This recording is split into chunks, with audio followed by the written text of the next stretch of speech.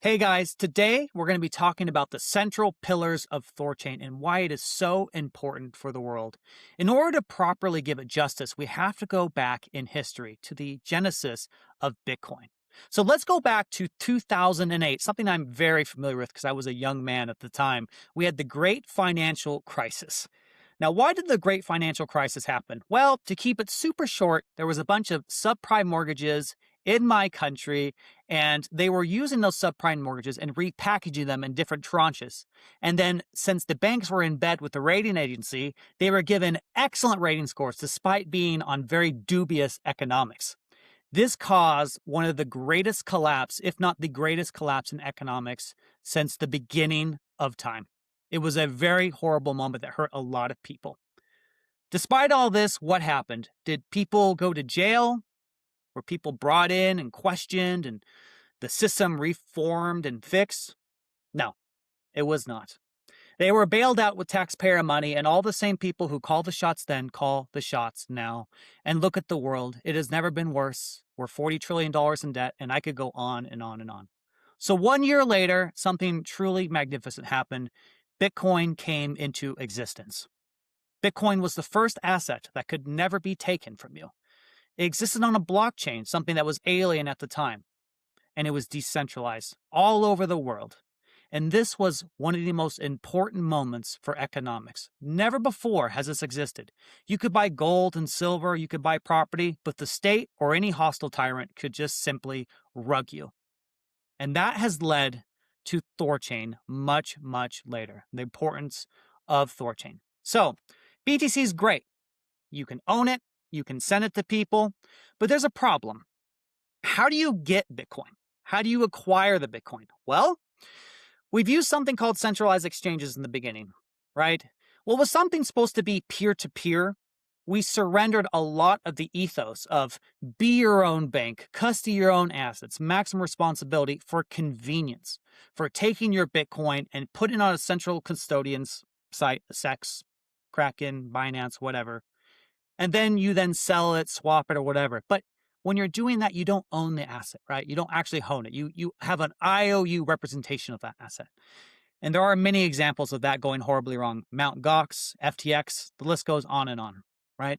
So what we needed was a way to swap into and out of Bitcoin in a way that you could retain custody, was permissionless and neutral. And that brings us to THORChain.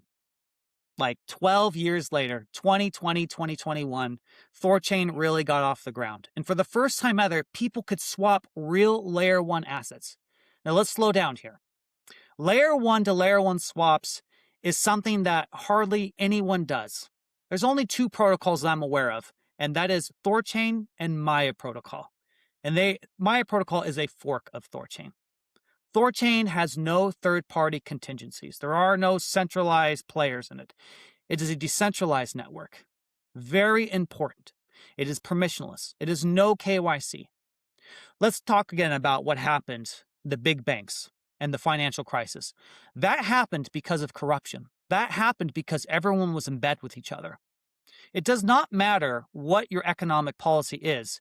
If there is no way for it to be fair and neutral, then it will always result in complete and utter catastrophe.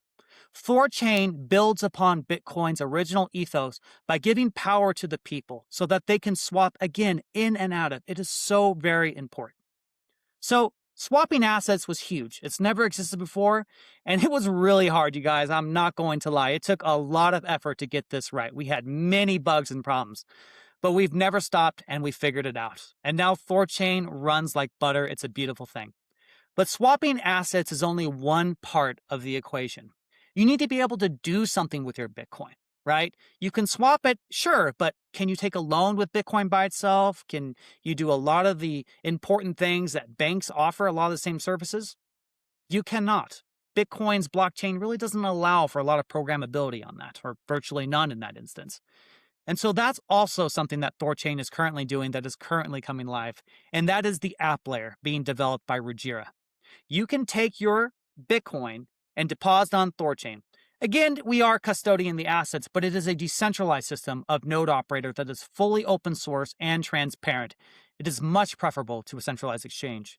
And then you can get something called a secured asset, which you can do and use your Bitcoin for whatever you want. Take out a loan, leverage trading, whatever you want to do. But it's permissionless, neutral.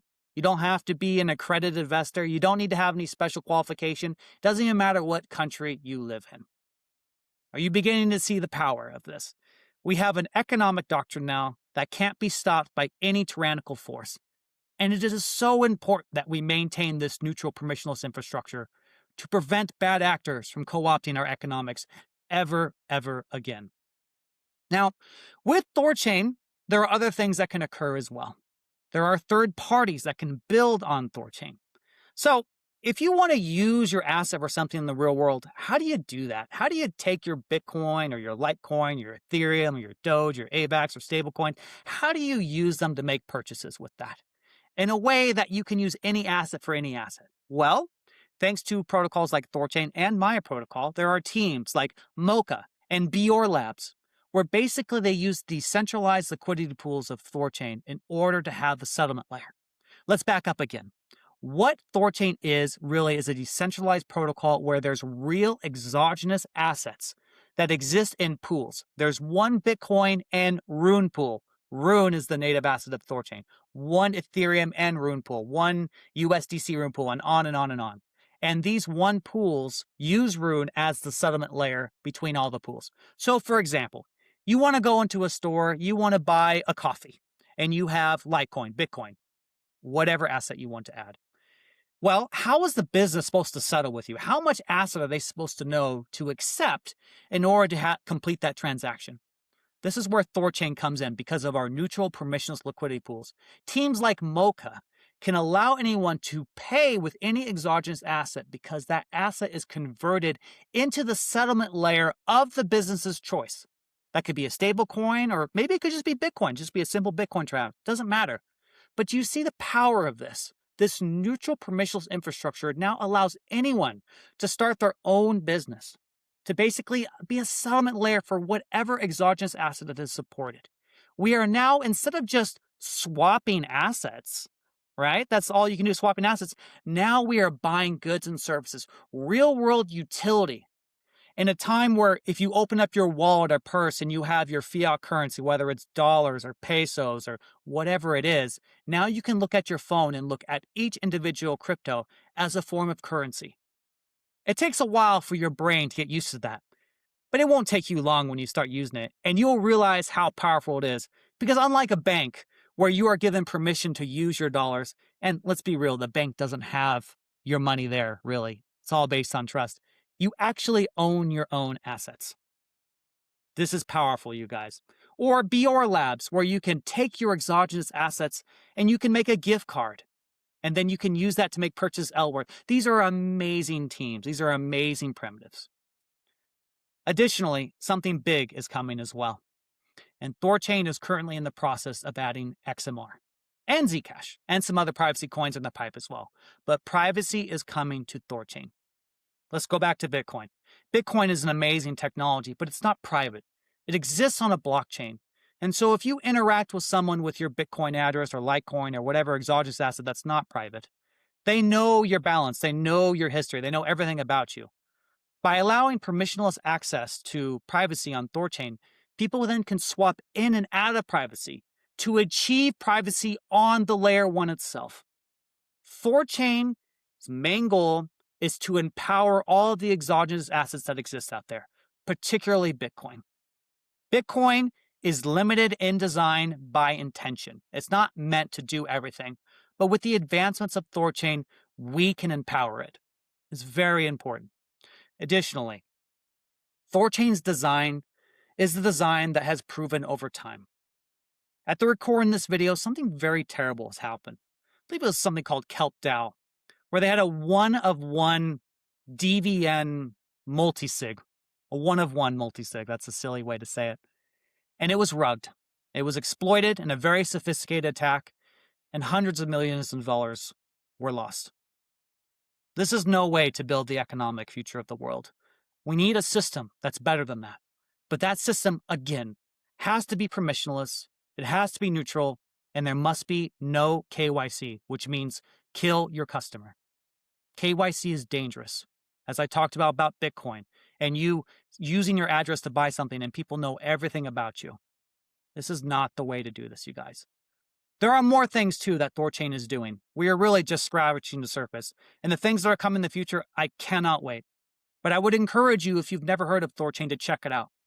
Because what we're building here is transformational for the world. And I'll be honest, I'll be very honest, we have made many mistakes. This is so hard. THORChain's like 700,000 lines of code. It's very difficult. But we're not going to stop. We've never stopped. And now what we have made is truly something revolutionary. Thanks for hanging out with us today, guys. Please like, comment, and subscribe to our YouTube channel. We're going to be making a lot more content like this. Take care. Bye-bye.